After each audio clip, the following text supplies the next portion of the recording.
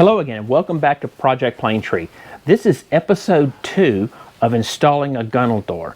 Now if you missed the first one, you really need to go see that one because that was kind of important. It's about how to plan and get the hole cut into the side of the boat and get it framed out right.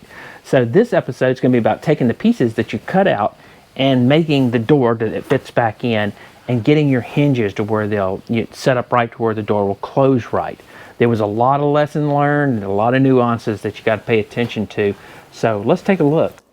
So the pieces that you cut out, you're going to want to grind them to where they'll fit back in and tape them where they're nice and flush.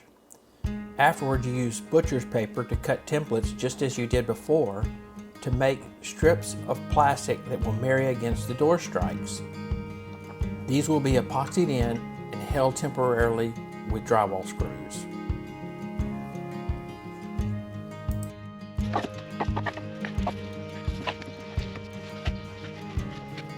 After the epoxy is thoroughly cured, the PVC is then sanded again with 30 grit sandpaper and glassed in with 2 layers of woven glass.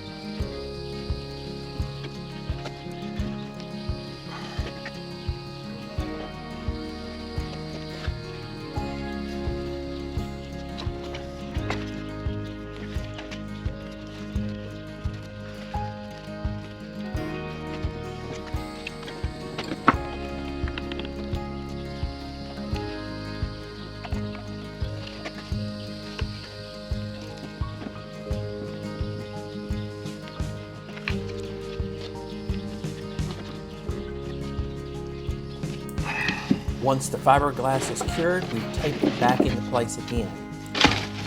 Now the strips that we just installed earlier in fiberglass again, they butt against the door strike. Now we've made some more that are now going to overlap the door strike. Now those were made the same way using butcher's paper as a template, and I'm using Cabosil thickened epoxy to glue the pieces in place. And as before also, I'll use drywall screws to hold it until it cures.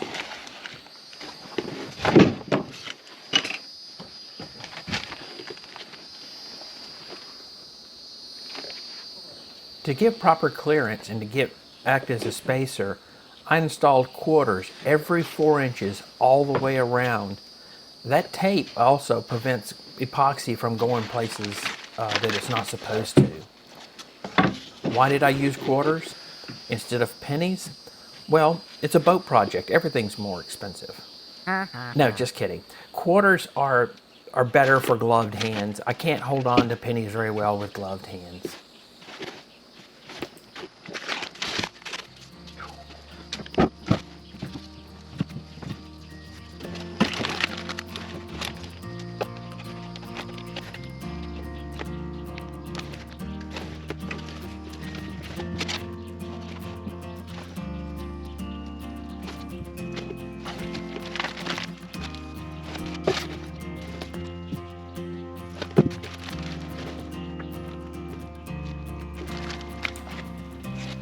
So after I got these strips glued in, I took it to the table and glassed them in just like I did the other strips, followed by installing the inside panel, which I used plenty of epoxy to where I had plenty of room to grind to get it to fit exactly the way I wanted it to.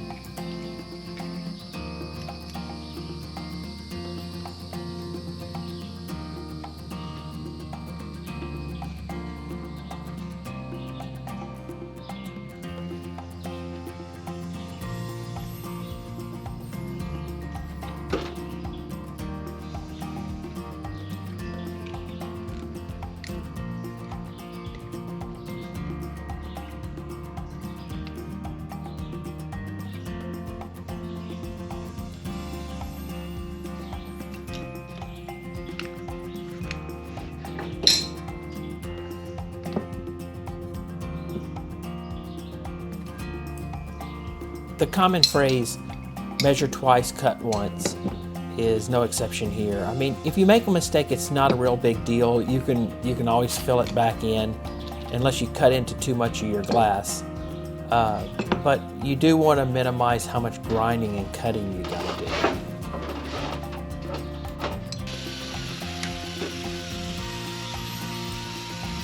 I just used a grinder and a small belt sander to mortise these hinges in.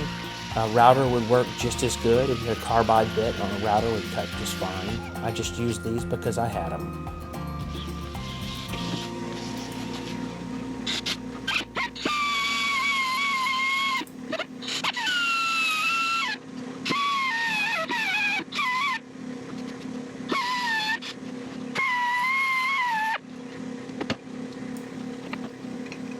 If you can't get your hinges to fit exactly the way you want them to, don't be afraid to take a grinder to them. I ground them to the shape that I wanted them.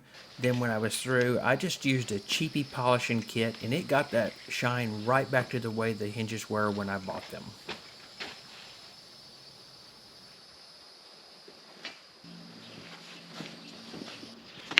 After you complete your hinge mortises, you're going to want to replace some of the glass that you may have cut through while cutting them in. So I cut it a little extra deep, then I add some glass back to make sure it's consistent.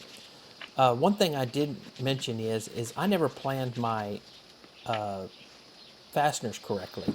I planned on putting bolts on the opening side and use wood screws on the door, but it turned out I wanted to use wood screws on both. So that meant I had to come back and put in another 2 layers of material on the opening side. So I went in through the lazarette and added another layer of PVC and another layer of FRP.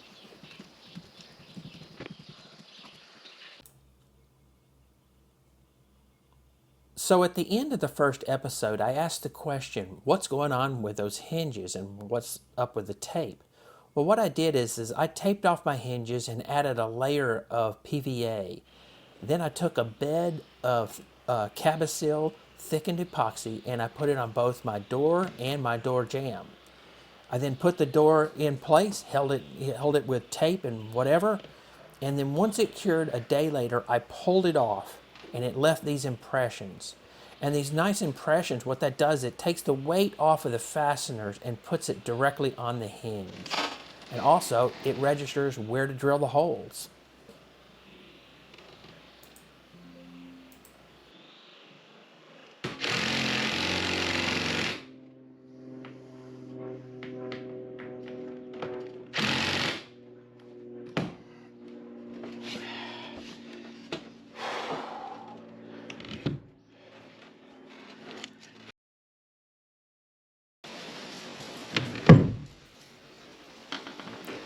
So having the hinges close together like I did does cause some slop.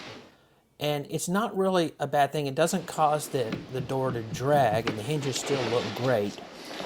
The problem is that, you know, I think over the years you run risk of the door, especially if someone sits on the door while it's closed. So I think what I'm going to do is I'm just going to install a stainless steel strike plate on the threshold. I've seen that before on boats, and I never knew why they did that. So now I understand.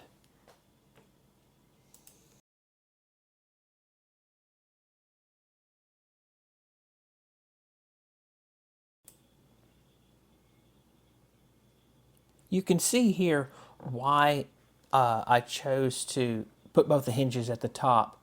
If I'd put one down here at the bottom, I would have had to set it out at least a half of an inch. And when the door is closed, it would be extending out a half of an inch, and everything could get, you know, lines and anything the boat brushed against could catch on that hinge.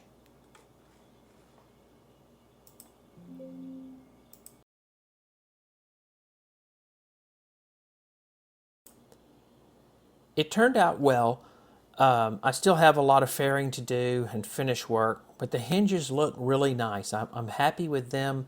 They're of decent quality, and And I'm not going to include things like fairing and finish work on this video, or any video for that matter, because it's pretty much level 1 stuff. And also, I won't be including the top cap, the top hinging cap, because that's level 1 stuff as well. I think if you've gotten this far, installing these hinges on this top cap, it's going to be nothing.